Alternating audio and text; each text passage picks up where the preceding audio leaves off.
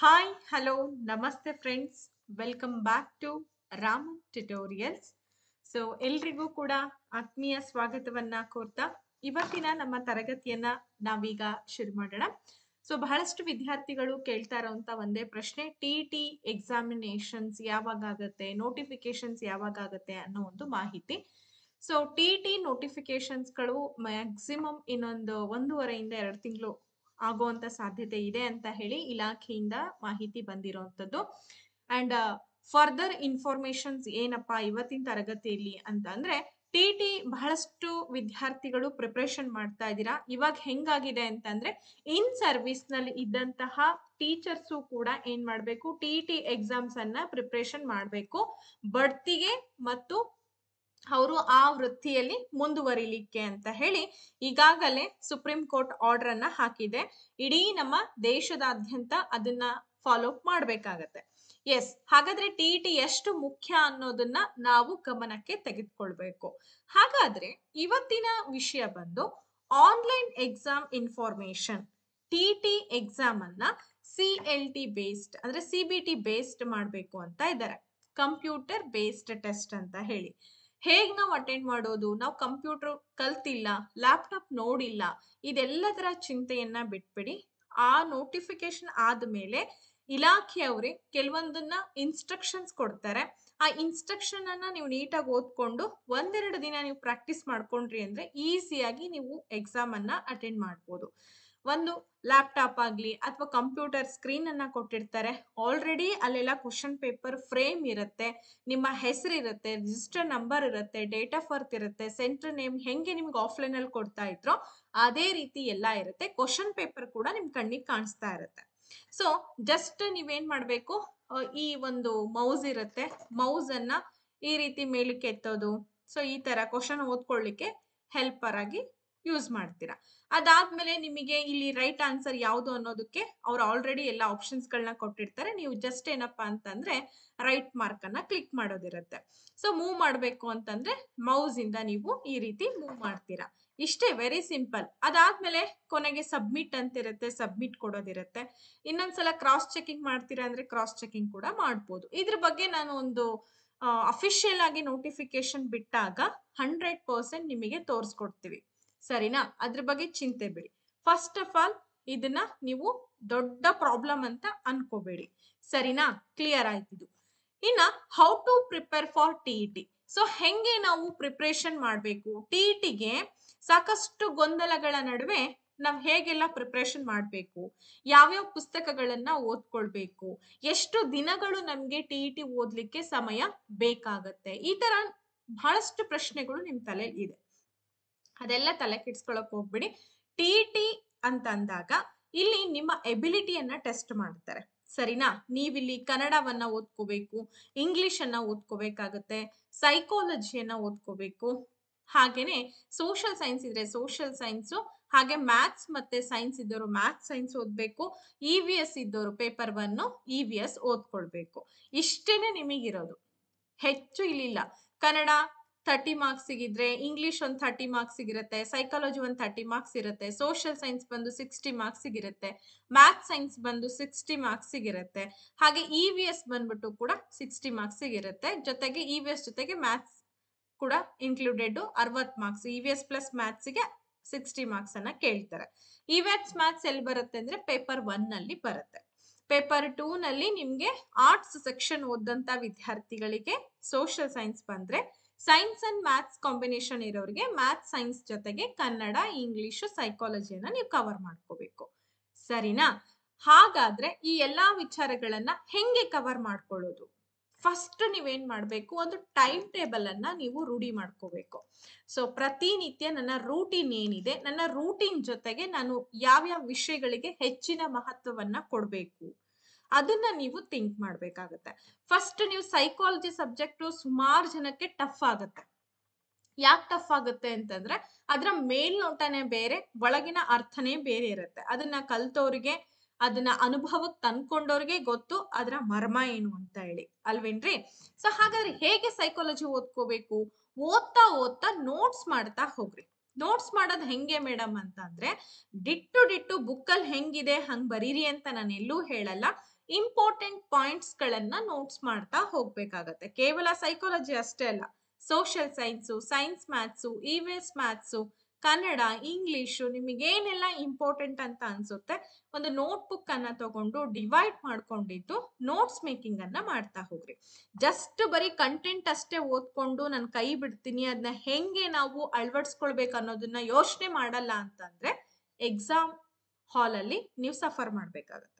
ಯಾವುದೇ ಆಗ್ಲಿ ನೀವು ಕಂಟೆಂಟ್ ಓದ್ತಾ ಇದ್ದೀರಾ ಅಂತಂದ್ರೆ ಆ ಕಂಟೆಂಟಿಗೆ ಸಂಬಂಧಪಟ್ಟಂಗೆ ನಿಮ್ಮಷ್ಟಕ್ಕೆ ನೀವು ವಿಶ್ಲೇಷಣೆ ಮಾಡ್ತಾ ಹೋಗ್ಬೇಕಾಗತ್ತೆ. ಫಾರ್ ಎಕ್ಸಾಂಪಲ್, ಈಗ ಸೈಕಾಲಜಿನಲ್ಲಿ ಒಂದು ಟಾಪಿಕ್ ತಗೊಳ್ತೀರಾ, ಬೆಳವಣಿಗೆ ಮತ್ತು ವಿಕಾಸ ಅಂತ ಹೇಳಿ.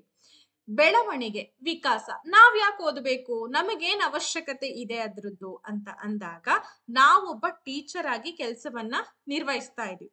ಅಲ್ಲಿ ಮಕ್ಕಳಿರ್ತಾರೆ, ಆ ಮಕ್ಕಳ ಬೆಳವಣಿಗೆ ಹೇಗಿರುತ್ತೆ, ವಿಕಾಸದ ತತ್ವಗಳೇನೇನು, ಆ ಮಕ್ಕಳು ಯಾವ ರೀತಿಯಾಗಿ ವಿಕಾಸವನ್ನ ಹೊಂದ್ತಾ ಇದ್ದಾರೆ, ಅವರ ಮನಸ್ಥಿತಿ ಏನು ಅನ್ನೋದನ್ನ ತಿಳ್ಕೊಳ್ಳೋದಕ್ಕೆ ಯಾವ್ಯಾವ ಹಂತಗಳಲ್ಲಿ ಏನೆಲ್ಲ ಆಗಬೇಕು, ಅವರು ಮೆಂಟಾಲಿಟಿ ಹೇಗಿದೆ, ಸಾಮಾಜಿಕ ವಿಕಾಸ ಹೇಗಾಗ್ತಾ ಇದೆ, ನೈತಿಕ ವಿಕಾಸದಲ್ಲಿ ಇದಾರಾ, ಇನ್ನು ಏನ್ ಬೇಕು, ಮೌಲ್ಯಗಳನ್ನ ಯಾವ್ದನ್ನ ಹೇಳಬೇಕು, ಮಕ್ಕಳ ಮನಸ್ಸಿನ ವರ್ತನೆಯನ್ನ ಸಂಪೂರ್ಣವಾಗಿ ಅಧ್ಯಯನ ಮಾಡ್ಲಿಕ್ಕೆ ನಮ್ಗೆ ಆ ಟಾಪಿಕ್ ಹೆಲ್ಪ್ ಆಗುತ್ತೆ ಅಲ್ವೇನ್ರಿ. ಹಂಗಾಗಿನೇ ನಾವು ಸೈಕಾಲಜಿ ಇದೇ ಒಂದು ಥಿಂಕಿಂಗ್ ಅಲ್ಲೇ ಎಲ್ಲಾ ಕಾನ್ಸೆಪ್ಟ್ಸ್ ಅನ್ನ ಓದ್ಕೋಬೇಕಾಗತ್ತೆ. ನಾವೊಬ್ಬ ಟೀಚರ್, ನನ್ ಮಕ್ಳು ಇಂಪಾರ್ಟೆಂಟ್ ಅಲ್ವಾ. ಸೊ ಮಕ್ಳಿಗೆ ಏನು ವಿನೂತನ ಬೋಧನಾ ತಂತ್ರಗಳನ್ನ ತರಬೇಕು, ಅದ್ರಲ್ಲಿ ಏನೇನೆಲ್ಲ ಇದೆ, ಯಾವ್ಯಾವ ತತ್ವಗಳನ್ನ ನಾನಿಲ್ಲಿ ಅಳವಡಿಸ್ಕೊಳ್ಬೇಕು, ನನ್ನ ಟೀಚಿಂಗ್ ನಲ್ಲಿ ಸ್ಕಿನ್ನರ್ ತತ್ವ ಅಳವಡಿಸ್ಕೊಳ್ಬೋದಾ, ಹಾಗೆ ಪಾವ್ಲೋ ತತ್ವ ಅಳವಡಿಸ್ಕೊಳ್ಬೋದಾ, ಥಾಂಡೈಕ್ ರವರ ಪ್ರಯತ್ನ ಪ್ರಮಾದ ದೋಷ ಕಲಿಕೆಯನ್ನ ಅಳವಡಿಸ್ಕೊಳ್ಬೋದಾ, ಡೆಫಿನೆಟ್ಲಿ ಅಳವಡಿಸ್ಕೊಳ್ತೀವಿ, ನಮಗೆ ಗೊತ್ತೇ ಇರಲ್ಲ. ಹಿಂಗೆ ಯಾವಾಗ್ಲೂ ಓದುವಾಗ ಅದನ್ನ ನೀವು ಅನ್ವಯ ವಿಷಯವನ್ನಾಗಿ ತೆಗೆದುಕೊಳ್ಳಿ. ನಿಮ್ಮ ಒಂದು ದೈನಂದಿನ ಜೀವನಕ್ಕೆ ಅನ್ವಯ ಮಾಡ್ತಾ ಹೋದ್ರಿ ಅಂತ ಅಂದ್ರೆ ಯಾವುದೂ ಕೂಡ ಕಷ್ಟ ಆಗಲ್ಲ. ಇದೊಂದು ಟ್ರಿಕ್ ಅನ್ನ ನೀವು ಯೂಸ್ ಮಾಡಿ 100% ಎಲ್ಲಾ ವಿಷಯಗಳು ಕೂಡ ನಿಮ್ಗೆ ಈಸಿ ಆಗ್ತಾ ಹೋಗುತ್ತೆ. ಸರಿನಾ? ಸೈಕಾಲಜಿ ನಿಮ್ಗೊಂದ್ ಸ್ವಲ್ಪ ಟಫ್ ಅಂತ ಅನ್ಸಿದ್ರೆ ಈ ರೀತಿ ಮಾಡಿ, ಡೆಫಿನೆಟ್ಲಿ ಈಸಿ ಆಗುತ್ತೆ. ಯಾವ ಪುಸ್ತಕ ಓದ್ಕೋಬೇಕು ಸೈಕಾಲಜಿಗೆ? ಹಾಗಾದ್ರೆ ನಮ್ಮ ಶಿಕ್ಷಣ ಇಲಾಖೆ ಹೇಳಿರುವಂತದ್ದು ವಾಮದೇವಪ್ಪ ಅವರ ಪುಸ್ತಕವನ್ನ ಓದ್ಕೊಳ್ಳಿ ಅಂತ. ಸೊ ವಾಮದೇವಪ್ಪ ಅವರ ಪುಸ್ತಕದಲ್ಲಿ ಏನಿದೆ, ಎಲ್ಲ ವಿಚಾರಗಳನ್ನ ಕವರ್ ಮಾಡಿದ್ದಾರೆ, ಟಿಲ್ ದ ಮೌಲ್ಯಮಾಪನವರೆಗೂ ಕೂಡ ಕವರ್ ಮಾಡಿದ್ದಾರೆ.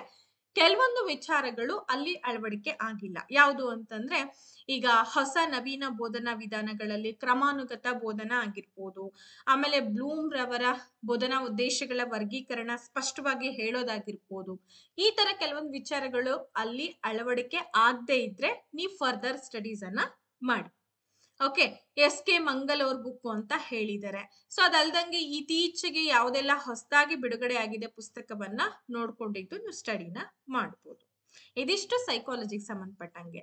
ಕನ್ನಡ ಅಂತಂದ್ರೆ ಅಲ್ಲಿ ಗ್ರಾಮರು, ಗದ್ಯ ಭಾಗ, ಪದ್ಯ ಭಾಗ, ವ್ಯಾಕರಣ, ಜೊತೆಗೆ ಬೋಧನಾ ಶಾಸ್ತ್ರ. ಸೊ ಬೋಧನಾ ಶಾಸ್ತ್ರ ಅಂತಂದಾಗ ಟಫ್ ಇರುತ್ತೆ ಮೇಡಮ್, ಹೇಗೆ ಅಂತಂದ್ರೆ ಏನು ಇಲ್ಲ, ಸಿಂಪಲ್ ಆಗಿರುತ್ತೆ.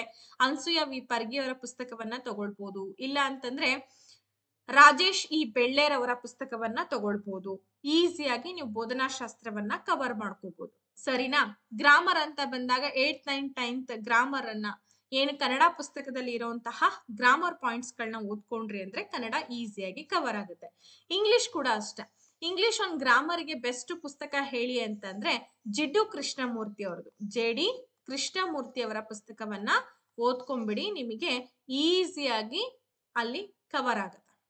ಸರಿನಾ? ಅಷ್ಟೇ ಅಲ್ಲ ಮೇಡಮ್, ಇಂಗ್ಲಿಷ್ ಬೋಧನಾ ಶಾಸ್ತ್ರವನ್ನ ಓದ್ಕೋಬೇಕಾಗುತ್ತೆ ನೀವು. ಇಂಗ್ಲಿಷ್ ಬೋಧನಾ ಶಾಸ್ತ್ರ ಹೆಂಗ್ ಓದ್ಬೇಕು, ಏನ್ ಮಾಡ್ಬೇಕು ಅಂತಂದ್ರೆ ಸ್ವಲ್ಪ ಪ್ರಾಕ್ಟೀಸ್ ಬೇಕಾಗತ್ತೆ. ಎಲ್ಲರೂ ಆಪ್ಷನಲ್ ಇಂಗ್ಲಿಷ್ ತಗೊಂಡು ನೀವು ಟಿ.ಇ.ಟಿ.ಯನ್ನ ಬರಿತಾ ಇರ್ಲಿಲ್ಲ. ಕೆಲವೊಬ್ರು ಸೈನ್ಸ್ ಇರ್ತೀರಾ, ಕೆಲವೊಬ್ರು ಮ್ಯಾಥ್ಸ್ ಓದಿರ್ತೀರಾ, ಕೆಲವೊಬ್ರು ಸೋಷಿಯಲ್ ಓದಿರ್ತೀರಾ, ಕೆಲವೊಬ್ರು ಹಿಂದಿ ಆಪ್ಷನಲ್ ಓದಿರ್ತೀರಾ. ಎಲ್ರಿಗೂ ಇಂಗ್ಲಿಷ್ ಕಷ್ಟ ಆಗುತ್ತೆ ಅಲ್ವಾ? ಸೊ ಅವ್ರು ಏನ್ ಮಾಡ್ಬೇಕು ಅಂದ್ರೆ ಯೂಟ್ಯೂಬ್ ನಲ್ಲಿ ಸಾಕಷ್ಟು ವಿಡಿಯೋಸ್ಗಳನ್ನ ನಾವು ಅಪ್ಲೋಡ್ ಮಾಡಿದೀವಿ. ನಮ್ಮ ರಾಮನ್ ಟ್ಯುಟೋರಿಯಲ್ ವತಿಯಿಂದ ಸಾಕಷ್ಟು ಟಿ.ಇ.ಟಿಗೆ ಸಂಬಂಧಪಟ್ಟಂತ ಇಂಗ್ಲಿಷ್ ಬೋಧನಾ ಶಾಸ್ತ್ರಕ್ಕೆ ಸಂಬಂಧಪಟ್ಟಂತ ವಿಚಾರಗಳನ್ನ ಅಪ್ಡೇಟ್ ಮಾಡಿದೀವಿ. ದಯವಿಟ್ಟು ಆ ಕ್ಲಾಸಸ್ಗಳನ್ನ ಕೇಳಿ. ನಿಮ್ ಬುಕ್ಸ್ ಓದಿದ್ದು ಅರ್ಥ ಆಗ್ಲಿಲ್ಲ ಅಂತಂದ್ರೆ ಅಪ್ಡೇಟ್ ಅಲ್ಲಿ ನಾವು ಹೇಳಿದೀವಿ, ಅದನ್ನ ನೀವು ನೋಡ್ಕೊಳ್ಬಹುದು. ಸರಿನಾ? ಇನ್ನು ಉಳ್ದಂಗೆ ಎಸ್ ಬಂದ್ಬಿಟ್ಟು ನಮ್ಮ ಒಂದು 6ರಿಂದ 10ನೇ ತರಗತಿವರೆಗೂ ಪುಸ್ತಕವನ್ನ ಓದ್ಕೊಳ್ಳಿ ಅಂತ ಹೇಳಿದ್ದಾರೆ. ಬೋಧನಾಶಾಸ್ತ್ರಕ್ಕೆ ನೀವು ಪ್ರೊಫೆಸರ್ ಕೆ ಶಿವಪ್ಪ ಅವ್ರ ಪುಸ್ತಕವನ್ನ ತಗೊಳ್ಬಹುದು. ಸೈನ್ಸ್ ಮ್ಯಾಥ್ಸ್ ಕೂಡ ನೀವೇನ್ ಮಾಡ್ಬೇಕು, 6 to 10th ವರೆಗೂ NCERT ಆಗ್ಲಿ ನಮ್ಮ KTBS ಪುಸ್ತಕಗಳನ್ನ ಡೌನ್ಲೋಡ್ ಮಾಡ್ಕೊಂಡು ಓದ್ಕೊಳ್ಬಹುದು. ಇನ್ನ EVS ಮ್ಯಾಥ್ಸ್ ಅಂತ ಬಂದಾಗ EVS ನವರು ಕೂಡ ಸೈನ್ಸ್ ಅನ್ನ ಕಂಪ್ಲೀಟ್ ಆಗಿ 10th ವರೆಗೂ ಸೈನ್ಸ್ ಅನ್ನ ಓದಬೇಕು ಅಂತ ಹೇಳಿದ್ದಾರೆ. ಮ್ಯಾಥ್ಸ್ ಕೂಡ 10th ಲೆವೆಲ್ ಅಲ್ಲಿ ಇದೆ. ಹಾಗಾಗಿ ನೀವು ಕೂಡ 6th ಇಂದ 10th ವರೆಗೂ ಸೈನ್ಸ್ ಮ್ಯಾಥ್ಸ್ ಅನ್ನ ಓದ್ಕೋಬೇಕಾಗತ್ತೆ. ಸರಿನಾ? ಇದಿಷ್ಟು ಏನ್ ಓದ್ಬೇಕು, ಏನ್ ಓದಬಾರ್ದು, ಯಾವ್ದು ಇಂಪಾರ್ಟೆಂಟು ಅನ್ನೋ ವಿಚಾರದ ಬಗ್ಗೆ ನಾನು ಮಾತಾಡಿದೆ. ಮೇಡಮ್, ಇಷ್ಟೆಲ್ಲಾ ಪುಸ್ತಕಗಳನ್ನ ಹುಡುಕೋದು ತುಂಬಾ ಕಷ್ಟ ಆಗ್ತಾ ಇದೆ, ನಾವು ಹೇಗೆ ಹುಡುಕೋದ್ರಲ್ಲೇ ಟೈಮ್ ಹೋಗ್ತಾ ಇದೆ ಅಂತಂದ್ರೆ ನಮ್ಮ ಆನ್ಲೈನ್ ತರಗತಿಗಳನ್ನ ನೀವು ತೆಗೆದುಕೊಳ್ಬಹುದು. ಯಾವಾಗ ಶುರುವಾಗುತ್ತೆ ಮೇಡಮ್ ಆನ್ಲೈನ್ ತರಗತಿಗಳು ಅಂದ್ರೆ, ಇದೇ ತಿಂಗಳು ಸೆಪ್ಟೆಂಬರ್ 10ನೇ ತಾರೀಕಿನಿಂದಲೂ ಕೂಡ ನಿಮಗೆ ಕ್ಲಾಸಸ್ ಶುರುವಾಗ್ತಾ ಇದೆ. ಈ ಸೈನ್ಸ್ ಮ್ಯಾಥ್ಸ್ ನವರಿಗೆ ಇಂಗ್ಲಿಷ್ ಮೀಡಿಯಂ ನಲ್ಲೂ ಕೂಡ ಲಭ್ಯವಿರುತ್ತೆ. ಇಂಟ್ರೆಸ್ಟೆಡ್ ಇರುವಂತ ವಿದ್ಯಾರ್ಥಿಗಳು 82176704 ಹಾಗೇನೆ 05 ನಂಬರ್ ಅನ್ನ ಕಾಂಟ್ಯಾಕ್ಟ್ ಮಾಡಬಹುದು. ಇನ್ನ 6361153623 ನಂಬರ್ನ ಕೂಡ ನೀವು ಕಾಂಟ್ಯಾಕ್ಟ್ ಮಾಡಬಹುದು. ಸರಿನಾ? ಓಕೆ, ಯಾರಿಗಾದ್ರೂ online classes, recorded classes, PDF notes, mock ಟೆಸ್ಟ್ಗಳು, previous year question paper solutions ಇದರ ಅವಶ್ಯಕತೆ ಇದೆ ಅಂತಂದ್ರೆ ನೀವು ನಮ್ಮನ್ನ ಕಾಂಟ್ಯಾಕ್ಟ್ ಮಾಡಬಹುದು. ಕಾಂಟ್ಯಾಕ್ಟ್ ಮಾಡಬೇಕಾಗಿರುವಂತ ಸಂಖ್ಯೆಗಳು 2 ಇದೆ, ನೋಟ್ ಮಾಡ್ಕೊಳ್ರಿ. ಸರಿನಾ? ಏನ್ ಓದ್ಕೋಬೇಕು, ಏನ್ ಓದ್ಬಾರ್ದು ಅನ್ನೋದು ಗೊತ್ತಾಯ್ತು. ಆನ್ಲೈನ್ ಎಕ್ಸಾಮ್ಸ್ ಗಳೆಲ್ಲ ಹೇಗಿರುತ್ತೆ, ಅದನ್ನ ಹೇಗೆ ಅಟೆಂಡ್ ಮಾಡೋದು ಅನ್ನೋದು ಕೂಡ ಗೊತ್ತಾಯ್ತು.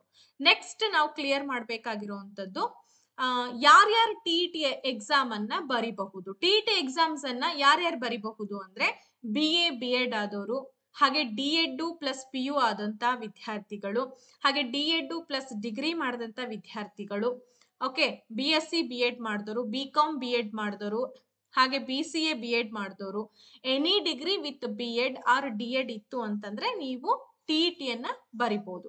ಹಾಗೇನೆ ಈ ವರ್ಷ ಸುಪ್ರೀಂ ಕೋರ್ಟ್ ಆರ್ಡರ್ ಪ್ರಕಾರ PSTR ಶಿಕ್ಷಕರು, ಈಗಾಗಲೇ ಕೆಲಸವನ್ನ ನಿರ್ವಹಿಸ್ತಾ ಇರುವಂತಹ PSTR ಶಿಕ್ಷಕರು, ಇನ್ ಸರ್ವಿಸ್ ನಲ್ಲಿ ಇರುವಂತಹ ಶಿಕ್ಷಕರು ಕೂಡ ಈ ಒಂದು ಎಕ್ಸಾಮ್ ಅನ್ನ ಅಟೆಂಡ್ ಮಾಡಿ ಮುಂದಿನ ಫ್ಯೂಚರ್ ಗೋಸ್ಕರ ಬಡ್ತಿಗಾಗಿರ್ಲಿ ಅಥವಾ ನೀವು ಆ ಹುದ್ದೆಯಲ್ಲೇ ಮುಂದುವರಿತೀರಾ ಅಂತ ಅಂದ್ರೆ, ಸರಿನಾ? ಸೊ ಇಷ್ಟು ಜನಗಳು ಕೂಡ ನೀವು ಏನ್ ಮಾಡ್ಬೇಕು, ಈ ಒಂದು ಪರೀಕ್ಷೆಯನ್ನ ಅಟೆಂಡ್ ಮಾಡ್ಬೇಕು. ಹಾಗಾದ್ರೆ ಇದು ಎಷ್ಟು ಮುಖ್ಯ, TET ಎಷ್ಟು ಮುಖ್ಯ? ನಮಗೆ ತುಂಬಾ ಮುಖ್ಯವಾದಂತ ಪರೀಕ್ಷೆ ಇದು. ಯಾಕೆ ಅಂತಂದ್ರೆ ಅಪ್ಕಮಿಂಗ್ ನಮಗೆ ಏನು CET ಎಕ್ಸಾಮ್ ಬರುತ್ತೆ, ಆ CET ಎಕ್ಸಾಮ್ ನಲ್ಲಿ ನಮ್ಮ ಹೆಸರನ್ನ ನಾವು ಉಳಿಸ್ಕೊಳ್ಬೇಕು.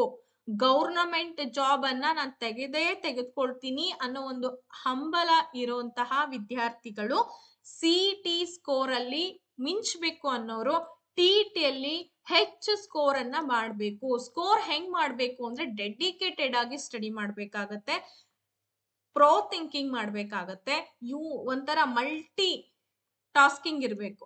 ಸೊ ಎಷ್ಟು ಸ್ಕೋರ್ ಮಾಡ್ಬೇಕಪ್ಪ? ಎಲಿಜಿಬಿಲಿಟಿ ಏನಿದೆ, ನಾರ್ಮಲ್ ಆಗಿ GM OBC ನವರಿಗೆಲ್ಲ ಏನಿದೆ 90 ಇದೆ. 150ಕ್ಕೆ 90 ಮಾರ್ಕ್ಸ್ ತಕೊಂಡ್ರೆ ನೀವು ಎಲಿಜಿಬಲ್ ಆಗ್ತೀರಾ. ಹಾಗೆ SC ST ಮತ್ತೆ ಕ್ಯಾಟಗರಿ 1 ಅವರಿಗೆ ಮತ್ತೆ PH ಕ್ಯಾಂಡಿಡೇಟ್ಸ್ ಗೆ ಬಂದ್ಬಿಟ್ಟು 83 ಇದೆ, ಅಥವಾ 82ಗೂ ಕೂಡ ಕೊಡ್ತಾ ಇದ್ದಾರೆ ಅಲ್ವಾ? ಇದಕ್ಕಿಂತಲೂ ಕೂಡ ನೀವು ಹೆಚ್ಚು ಕ್ರಾಸ್ ಅನ್ನ ಮಾಡ್ಬೇಕು.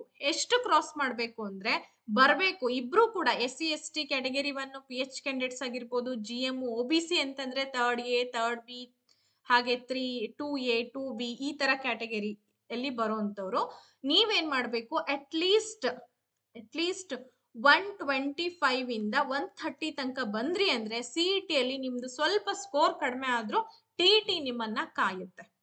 ಅರ್ಥ ಮಾಡ್ಕೊಳ್ಳಿ, TET ಎಷ್ಟು ಸೇಫರ್ ಝೋನು ಅಂತಂದ್ರೆ, ನೀವು ಡಿಗ್ರಿ ಮಾರ್ಕ್ಸ್ ಅನ್ನ ಇಂಪ್ರೂವ್ ಮಾಡಕ್ಕಾಗಲ್ಲ, B.Ed ಮಾರ್ಕ್ಸ್ ಅನ್ನ ಇಂಪ್ರೂವ್ ಮಾಡಕ್ಕಾಗಲ್ಲ, ಆದ್ರೆ ನಿಮಗಿರೋದು ಒಂದೇ ಚಾಯ್ಸು ಅಂತಂದ್ರೆ TET. TET ಅಲ್ಲಿ ಹೆಚ್ಚು ಸ್ಕೋರ್ ಮಾಡಿದಷ್ಟು ನಿಮ್ಗೆ CET ಗೆ ಬಹಳ ಹೆಲ್ಪ್ಫುಲ್ ಆಗುತ್ತೆ. ಅದನ್ನ ಮನಸ್ಸಿನಲ್ಲಿ ಇಟ್ಕೊಂಡು ಆದಷ್ಟು ನೀವು ದಿನದಲ್ಲಿ 4 ರಿಂದ 5 ತಾಸುಗಳು ನೀವು ಟೈಮ್ ಕೊಟ್ರೆ ಸಾಕು, ಆರಾಮಾಗಿ ನೀವು ಈ ಒಂದು ಪೋರ್ಷನ್ಸ್ ಅನ್ನ ಕಂಪ್ಲೀಟ್ ಮಾಡ್ಕೊಳ್ಬಹುದು. ನಾನು ದಿನದಲ್ಲಿ 12 ತಾಸು 11 ತಾಸು ಓದಿ ಅಂತ ನಾನು ಹೇಳ್ತಾ ಇಲ್ಲ. ನೀವು ವರ್ಕಿಗೆ ಹೋಗಿ ಬಂದು ಸಮಯ ಬೆಳಗ್ಗೆ 1-2 ಅವರ್ಸ್, ಸಂಜೆ 1-2 ಅವರ್ಸ್, ಮಿಡಲ್ ಅಲ್ಲಿ 1 ಅವರ್ ನೀವು ಅದಕ್ಕೆ ಟೈಮ್ ಕೊಟ್ರೆ ಸಾಕು, ನಿಮ್ಮನ್ನೆಲ್ಲೋ ಕರ್ಕೊಂಡೋಗಿ ಅದು ತಲುಪಿಸುತ್ತೆ. ಅಲ್ವೇನ್ರಿ? ಈಗ ನೋಡಿ ಕಬ್ಬನ್ನ ಜಸ್ಟ್ ಒಂದು ಗನ್ ಹಾಕಿರ್ತೀವಿ ಅಷ್ಟೇ ನಾವು. ಒಂದು ಗನ್ ಅಂದ್ರೆ ಗೊತ್ತಾಗತ್ತಲ್ಲ. ಆ ಒಂದು ಗನ್ನಿಗೆ ಭೂಮಿ ಒಳಗ್ ನೆಟ್ಟು ನಾವು ಅದಕ್ಕೆ ಸರಿಯಾದ ಪ್ರಮಾಣದಲ್ಲಿ ನೀರು, ಗೊಬ್ಬರಗಳನ್ನೆಲ್ಲ ಕೊಟ್ಟಾಗ ಅದು ಎದ್ ನಿಲ್ಲುತ್ತೆ. ಒಂದು ಗನ್ ಇದ್ದಿರುವಂತಹ ಕಬ್ಬು ಎಷ್ಟು ಸುತ್ತಮುತ್ತ ಎಷ್ಟೊಂದು ಗನ್ನನ್ನ ಕ್ರಿಯೇಟ್ ಮಾಡ್ಕೊಂಡು ಕಬ್ಬು ಏಳುತ್ತೆ. ಬಾಳೆನೂ ಕೂಡ ಅಷ್ಟೇ. ಒಂದೇ ಒಂದು ಬಾಳೆ ಸಸಿ ಹಾಕಿರ್ತೀವಿ. ಅದ್ರ ಸುತ್ತಮುತ್ತ ಎಷ್ಟು ಬಾಳೆ ಸಸಿಗಳು ಎದ್ದೇಳುತ್ತೆ.